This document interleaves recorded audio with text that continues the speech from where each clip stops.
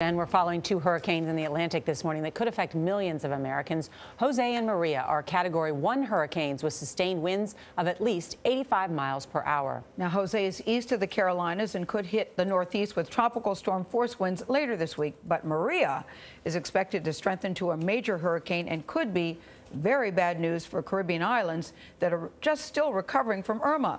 David Begnaud in San Juan, Puerto Rico, where hurricane watch is now in effect. David, good morning.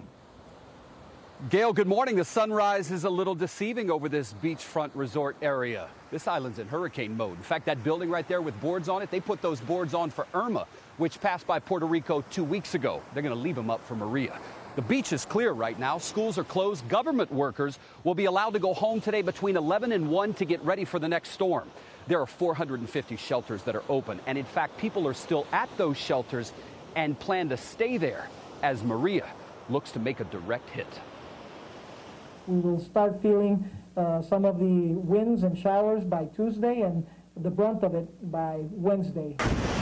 The U.S. territory of Puerto Rico escaped a direct hit from Hurricane Irma, but the storm still knocked out power to about 70% of the island. From the current data that we have right now, it seems that this is going to be a more dangerous system than was the case with Irma. Nearly 2,000 U.S. citizens who live or were vacationing in the U.S. Virgin Islands were evacuated to Puerto Rico following Irma, including more than 500 people who arrived by cruise ship on Thursday.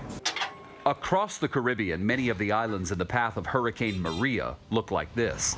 Tortola in the British Virgin Islands is still covered in debris. When you get to the bottom, you have nowhere to go but up, but it's one board, one stick, one log, one brick at a time. We have yet another hurricane forecast to hit the British Virgin Islands. Sir Richard Branson, whose island home was badly damaged by Irma, has been raising money and awareness for the battered British territory. He says rebuilding is going to be a massive task, but right now the focus is on the immediate threat of Maria. Everyone's been rallying around trying to create some kind of shelter if and when the next hurricane comes. They are protected.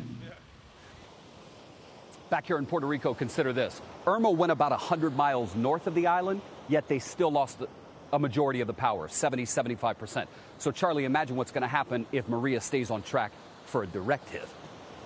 David Begnaud in Puerto Rico. David, thank you.